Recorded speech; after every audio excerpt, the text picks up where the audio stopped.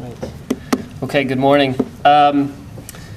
So my presentation is on a pipeline inspection survey that we did in the Caspian Sea in collaboration with BP and Fugro Caspian. And it actually follows up really nicely with what Kevin talked about as in the pipeline surveys and the challenges you have and how we use the new technologies to come up with good data and lots of data, really. What I'll be talking about today is I'll first go through some words about the setup and the installation, and then I'll go over the new technologies that we used. It's just a brief introduction. If you're following the workshops, you'll be getting more detailed information about these technologies as well. And then I'll continue with the results. So when you're looking at a pipeline survey, we're obviously looking for the pipe, but also lots of other objects. Think about pipeline crossings, a piggyback, sleepers, manifolds, mattresses that cover the pipe.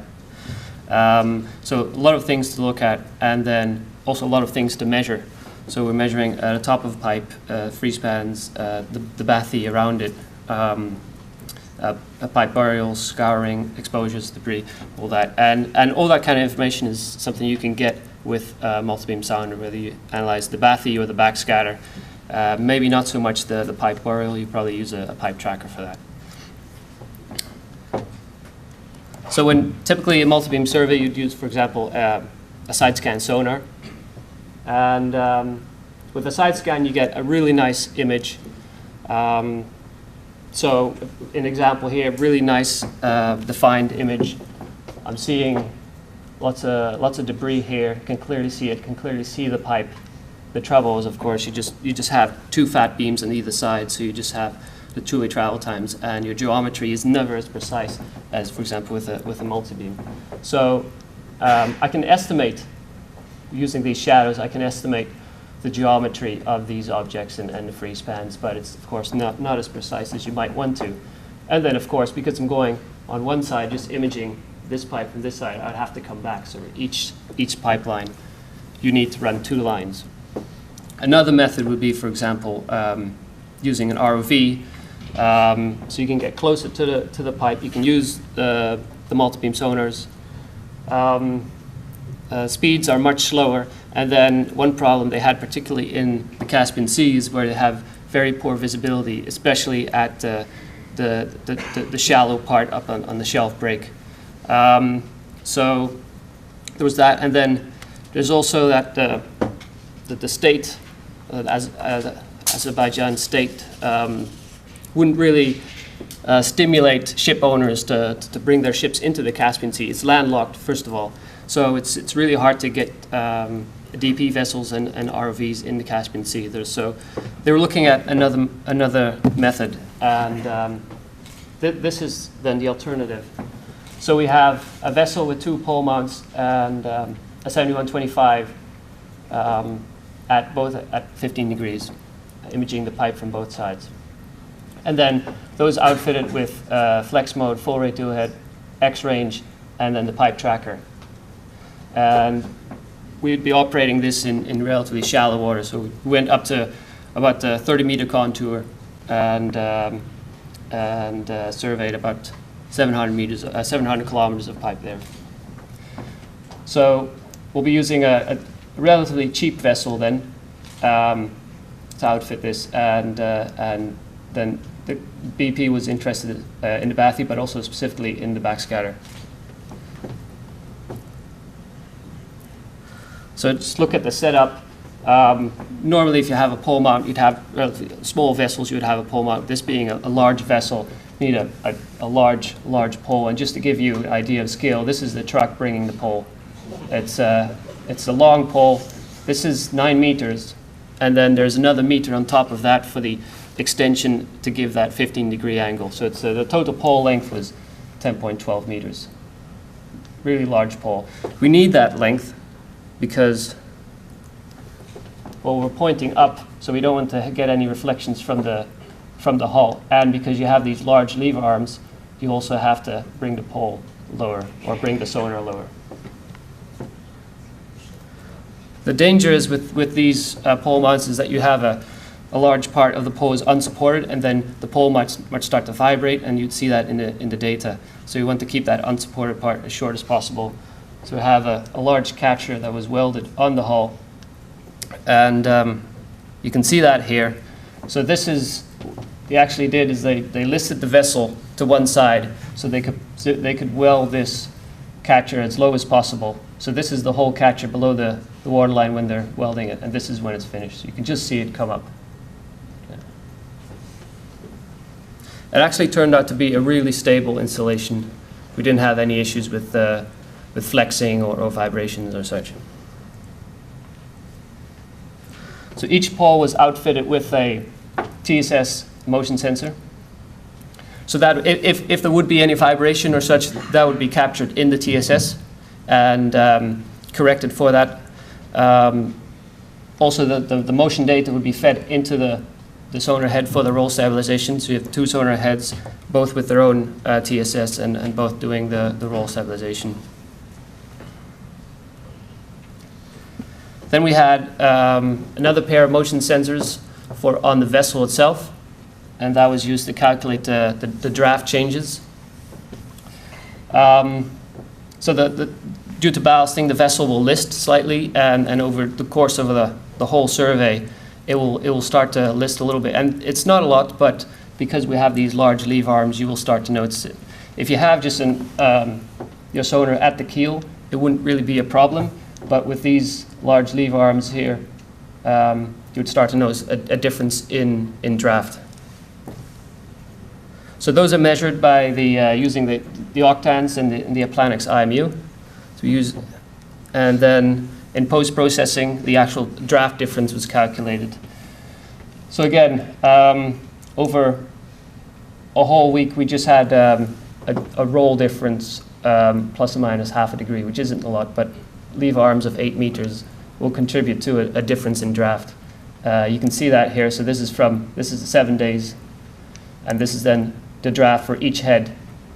And so you have about 10 centimeters at each head, and that would actually lead up to 20 centimeters, in fact, in total draft difference.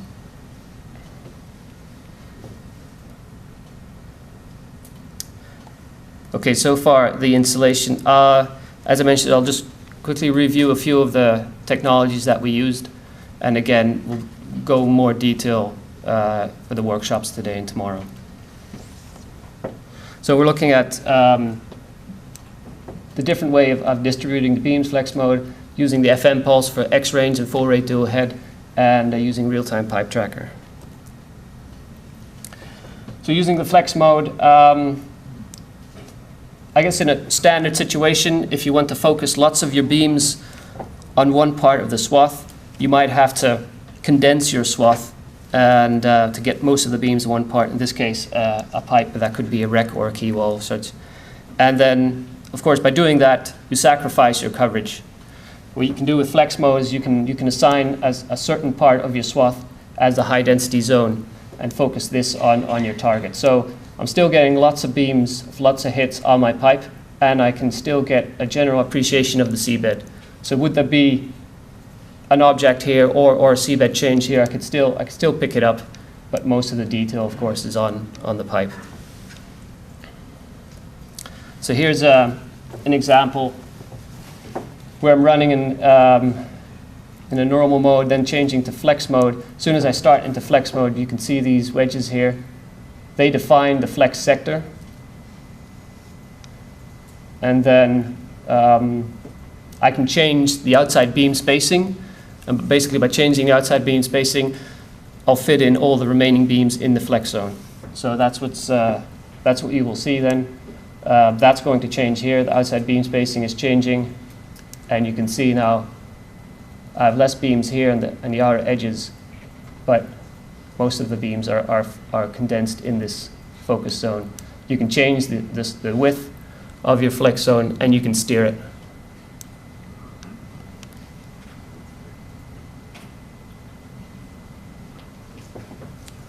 So again, this is stuff that we'll go through in the workshops, and you can play with this yourself. You get an idea of the spacing or the resolution that you can get.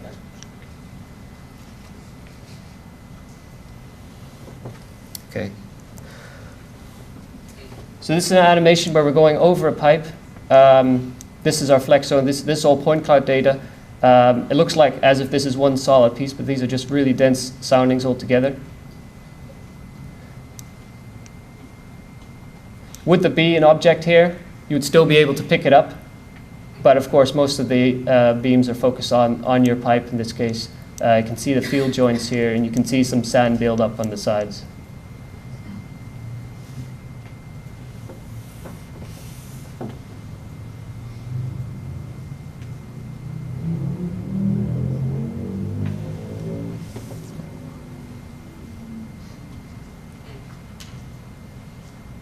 Okay.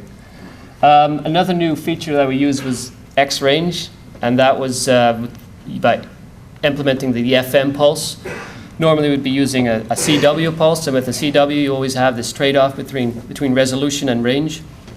So where normally with a small pulse length would give you the best resolution but the poorest range, so that means that at some point if you're just surveying, you go into deeper water, you'd have to start cropping your swath because you're losing the outer beams. Simply because the range gets too large. FM, we have a larger pulse, so we have more energy, and therefore you can extend the range. And then in order to ensure the resolution, we're doing some clever stuff in the signal processing, so you have a better range performance and you hold the resolution. So in this case, where this would be my standard situation, this, let's say my energy envelope, at some point, to go into deeper depth, I would have to start cropping my swath with X-range because you have extended range. You can continue using that same swath angle, and meaning you get more coverage and spending less time on your survey. Alternatively, if you're in shallow water, you can now point up the banks, for example, shallow banks, which you otherwise wouldn't be able to reach. So that's then using FM for X-range. This is collected during that survey in the Caspian Sea, and here I'm flipping between the CW and the FM pulse. So I'm now in 200 meters of water. I'm using 400 kilohertz. Normally you wouldn't use this type of frequency at these depths, but this was part of a different trial. So I'm now 200 meters of water. My cross-track distance is 225 meters. And well, that's my effective swath width. There is more stuff here on the sides, but that's not really good data. That's data you wouldn't be using because that's the limit of your range. So your effective swath width is really 225 meters, and this is using a CW pulse. So then it switches to the FM pulse, and then you can see the gain on each side, a much larger coverage, and then switching back to the CW. And then losing my coverage, and then back to FM. So from the same water depths, first I had 255 meters of cross track, and now I have 350 meters of cross track. So that's a big improvement, and it's just a switch in the software that you have to do. This, by the way, I was running in flex mode, so this is why you see this dark band here. That's all the beams being condensed in one part. So the other use of the FM pulse is for a full rate dual head. In your standard situation with the CW pulse, you would have, we call this ping pong effect. So you'd have one head pings, and then the other head has to wait before one head finishes pinging or listening, receiving data, and then the other head can ping. So you have this ping pong effect. So your along track resolution is basically halved. You can only achieve that near nadir with these two swaths overlap. And but you skip a ping every time. And then by using full rate dual head, it can discriminate which echoes come from which sonar head. So you have that full, you actually have the same along track resolution across your whole swath. And that's something maybe the issue you were talking about of you going in F or CW mode or dual head and losing your ping rate, or yeah. Okay, then the last one was the pipe detection algorithm that we used. This is the algorithm that's embedded in PDS. It's also embedded now in the SeaBat user interface. what that does, analyzes all the data coming in and then finds the 5 points, it finds the top of pipe, the seabed just adjacent to the pipe, and the mean seabed. And it does that for each ping on the fly. So it will make it much easier to get this information rather than, for example, do it in post-processing or maybe even doing it manually. And it has then two really nice byproducts. One being the flex steering. So if I know where the pipe is, I can steer my flex zone to the pipe. So if the ROV or ship moves away from the pipe, I can always ensure that most of my beams are focused on the pipe. And the other nice byproduct is because I know what the shape of the pipe is, I can use that for my bottom detection, so the bottom detection is improved every time. So just looking into the results then, we surveyed for 7 days and we collected 710 kilometer data, pipeline data, so that's about 100 kilometers a day. We did the same survey a few weeks ago and similar results again. So the pipe diameters varied from 12 to 30 inch, mostly on the shallow waters. So that's the shelf break is around 30 to 50 meters. So that's where we're doing most of the work. And then we followed one pipe as an experiment up to 200 meters water depth. Okay, so I'll just give you a little animation of what the pipe detection looks like in PDS.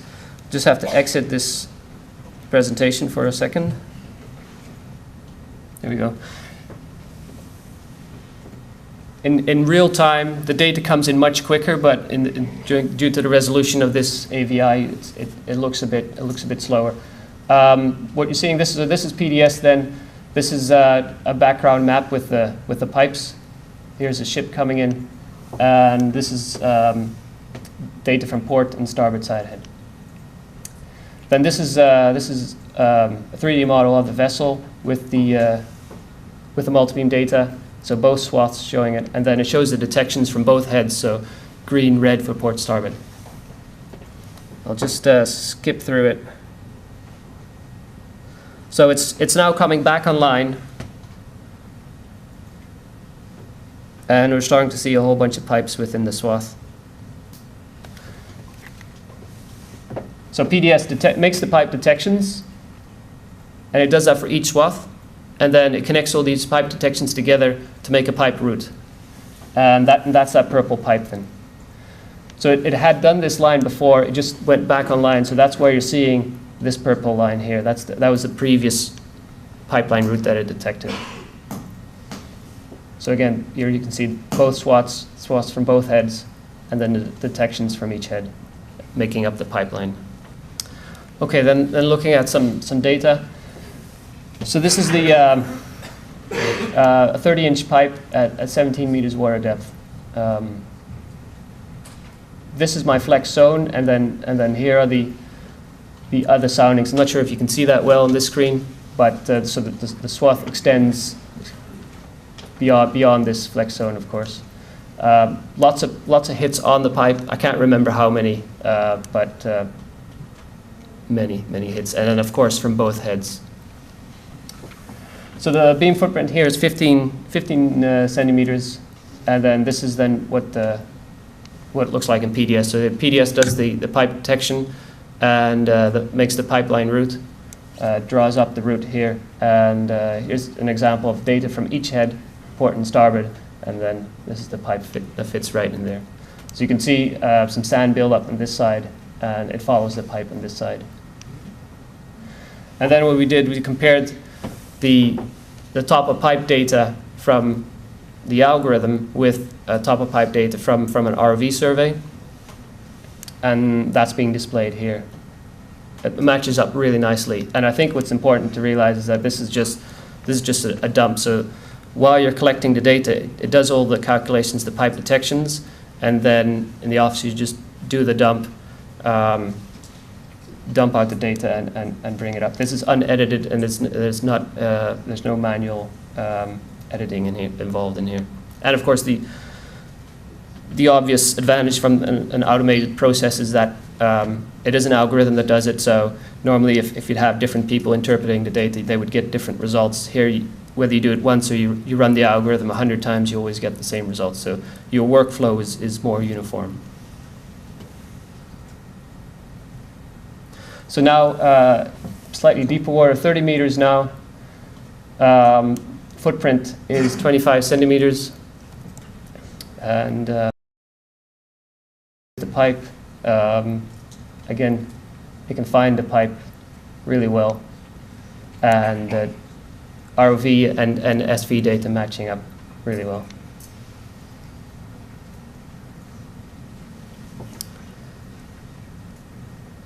So now we're in 40 meters of water. And this is kind of the maybe the limit of how far you would go. You can still clearly see the pipe. And again, the matches up really well compared with the RV data.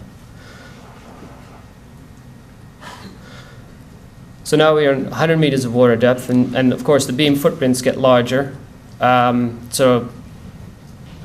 But because we have that many soundings, you're still able to detect a pipe. Because of that large beam footprint, it is smeared a little bit, so it's more generalized. So the pipe is here. It detects both pipes, in fact. But of course, not as much definition, but that's just because your beam footprint gets that large. But we are at 100 meters, so still really good that it can detect it.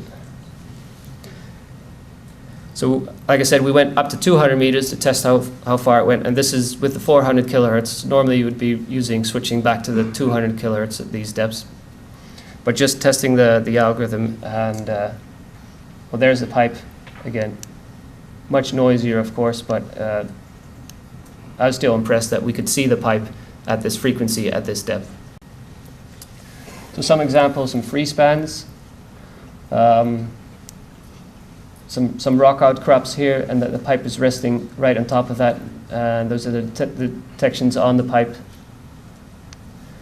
And these are the free spans calculated by the RV survey, from the RV survey. So again, where we have a free span calculated by the RV, we can see that, and really dense data. Here you can see the overlap of the two flex zones. So here's one, and here's one ending and the other one overlapping. What's interesting to see here is that the algorithm is expected to work really well on a flat seabed. Just a flat seabed, you have one pipe, you can easily detect that. But here you'd have the bedrock, and it's not confused by any objects on the seabed. It really locks onto the pipe itself.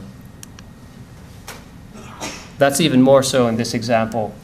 So despite this not being in the flex zone, it just proves how robust the algorithm is, that it still detects the pipe. You would still want to have it in the flex zone, of course, because that's where you get most of the definition, and the pipeline engineers would really need that information. These are some sleepers. So they're large concrete structures that are used to help another pipe cross over. You can clearly find them in the data here. You can see scouring going around the sleepers, some sand build up here, and then the pipe crossing over it.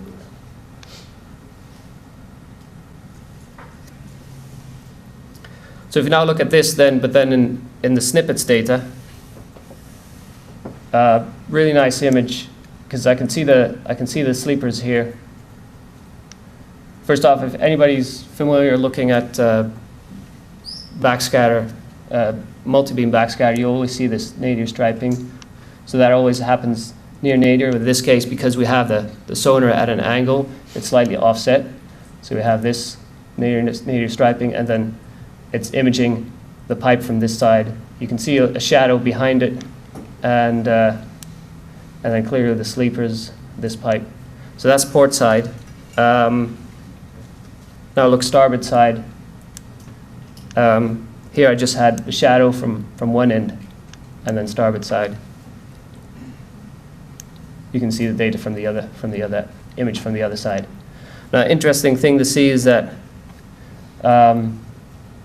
right here there was another fiber optic cable, and it's been buried but exposed here, buried, then exposed, and then exposed here again until it's buried here and exposed here.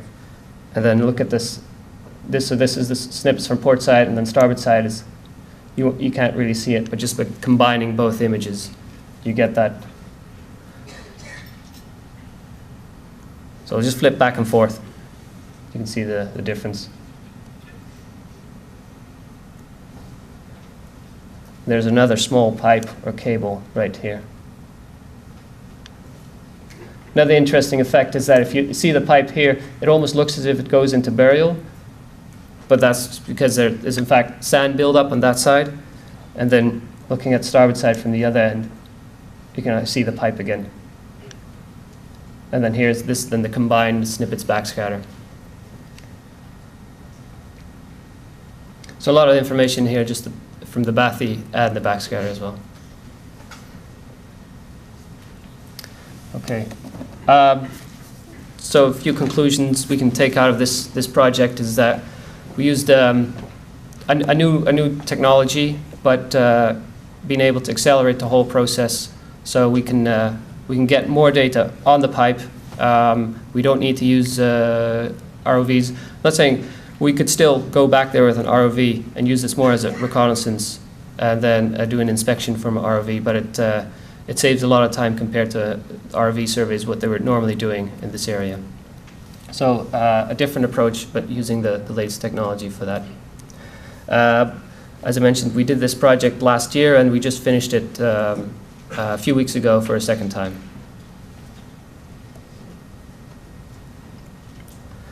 So at this moment, I just want to thank the survey and ship crew from the Neftegas, and of course Fugro and BP for their involvement in this. And then from our side, Adam Jonner and Ashwin De Wilt, who took care of a lot of the data collection.